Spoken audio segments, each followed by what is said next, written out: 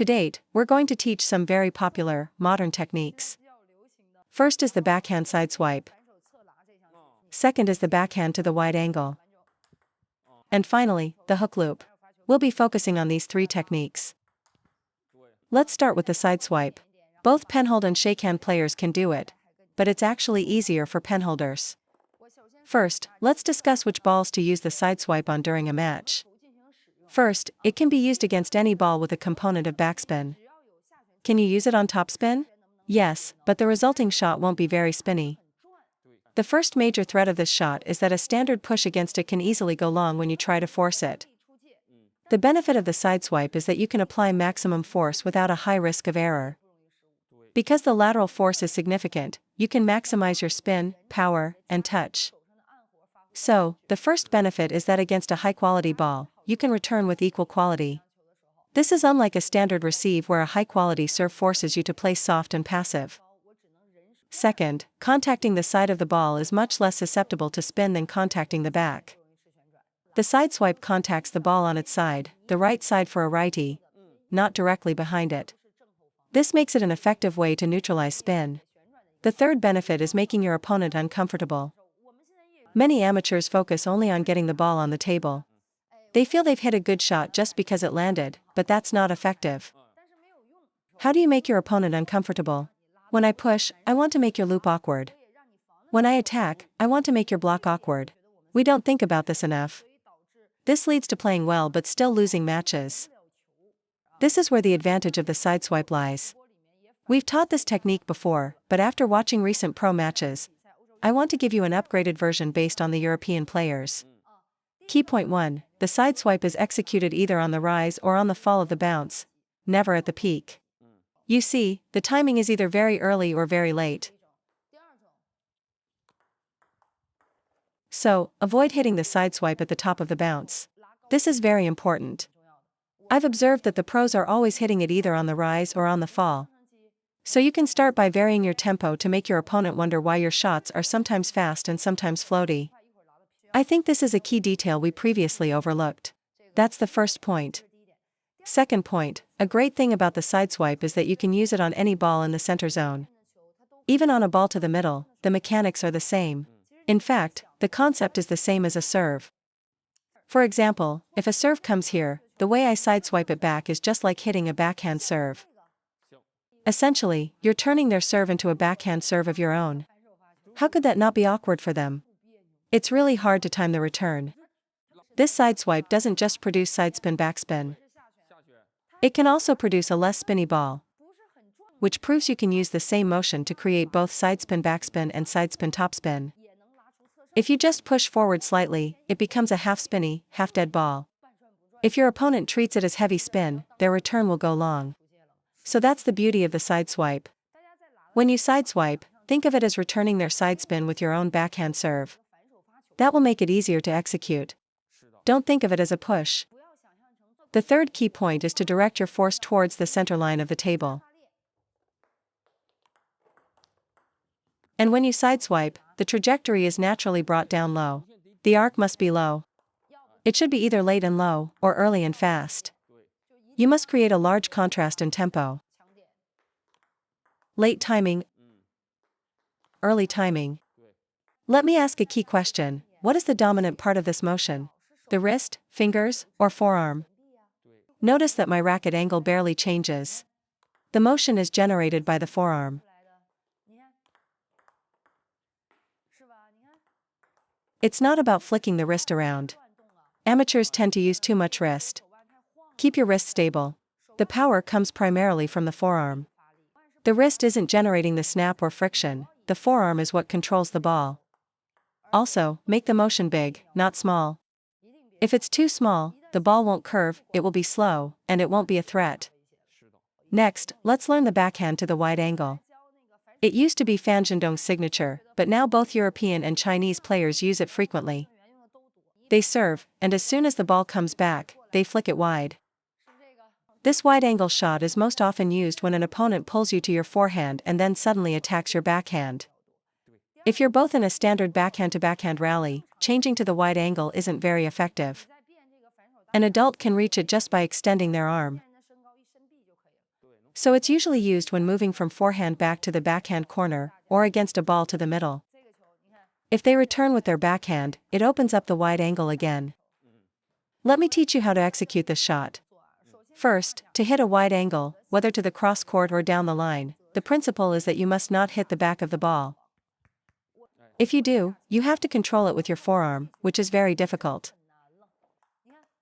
For my down the line shot, I actually contact the ball slightly to the right of center. So, when you're hitting this wide sideline shot, you should use the tip of the racket to direct the ball. Use the tip of the racket, and the angle will open up. Look, cross court, down the line, cross court, down the line. The angle between these two lines becomes very wide. This shot is all about the racket head. Normally our backhand is like this. But for this shot, I can angle my racket slightly to the right. Then, on contact, I push the tip of the racket out. See how the angle naturally widens? We used this technique very little in my era. Watching the pros, I realized it's not about a big arm swing, it's about how far they extend the racket head. If you watch closely, they don't change lines with their arm, they do it with the tip of the racket. I'm very comfortable hitting down the line because I always slightly turn my wrist in and wipe the ball to change direction.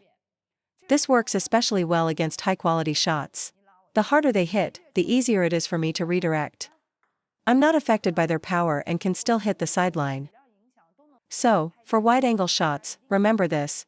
Your forearm and racket face, for both penhold and shakehand, can be angled slightly. From there, when you hit the ball, it's not the wrist that moves, but the racket face that leads the forearm towards the wide angle. Let me do one more. This shot is extremely common in international play now. Even wider.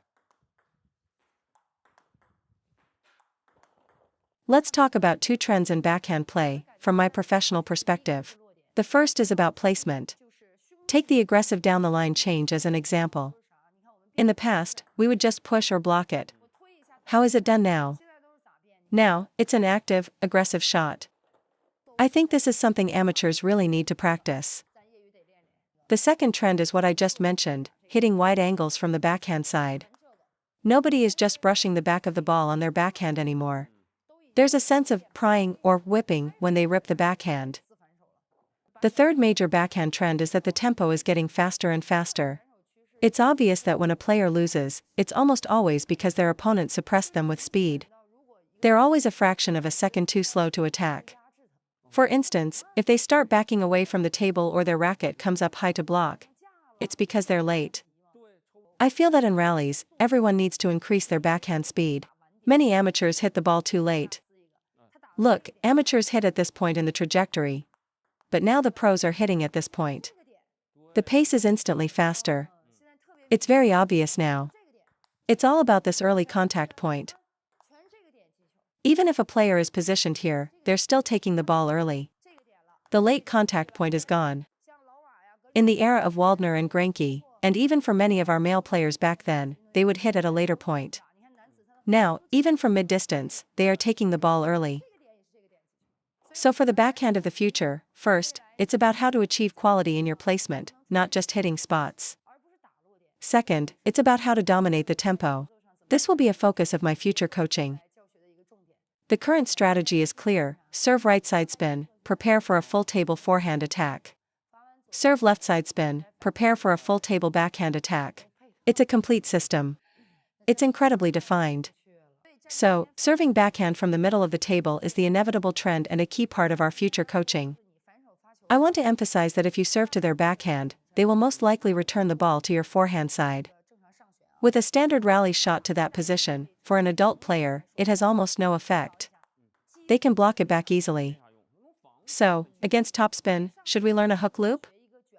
What is a hook loop? In a normal shot, you strike the back of the ball.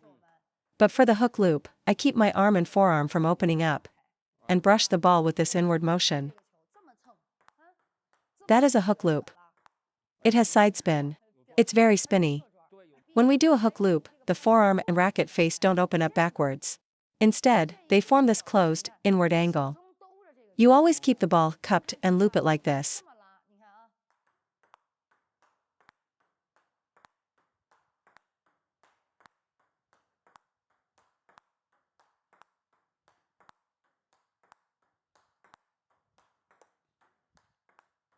Wow, that's spinny.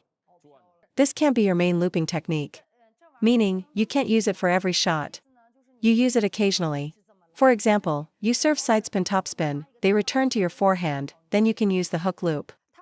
The key point is that for a normal loop, we always say to open up your arm. Now, we're not opening up. We're keeping it contained and looping from there. Don't open your forearm, don't open your racket face. Keep it contained and use friction to loop the ball. Absolutely avoid letting your elbow fly out, as that leads to errors. When the ball comes, you loop it like this. So when do you use it?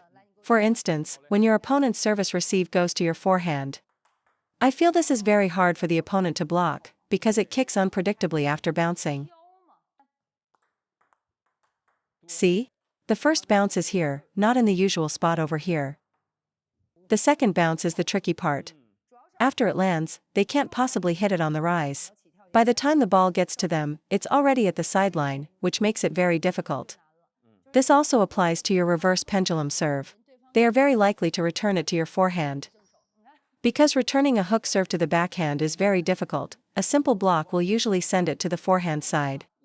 Yes, especially against a sidespin topspin serve. Against backspin, they might be able to control the ball and change the direction. Let me clarify, when we teach any technique, sideswipe, wide angle, or hook loop, it's not for you to use on every single ball. Out of 10 balls, maybe you use each of these 2 or 3 times, mixed with your normal shots. Only by combining them will your shots become truly effective. After all, this shot is not about generating maximum power. But we must try to be more creative. Look at modern matches. They are full of creative shots, not just textbook strokes. So what's the key point? Let me show you again in slow motion.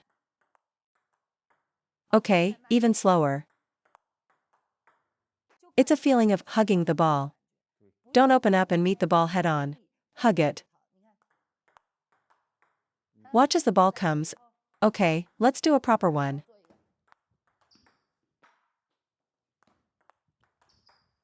The most critical aspect of the hook loop is not to open your forearm and racket. Instead, you bring them inward to hug the ball. The motion must be towards your body, never straight forward. Your sense of making a circular motion must be very strong. A circular motion. Look, the ball ends up way over here. Even if you knew I was hitting it there, you'd be too late. Look, the second bounce is here. The peak of the bounce is only here. We really need to learn this shot. If they return to your forehand and you make an error on a standard shot, you're better off trying a hook loop instead.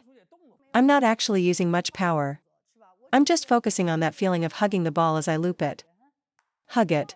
The feeling of looping while hugging the ball. Did I use my wrist? For this type of topspin shot, I strongly advise against using the wrist. If you look at modern players, to get wider angles, many of them deliberately brush the side of the ball.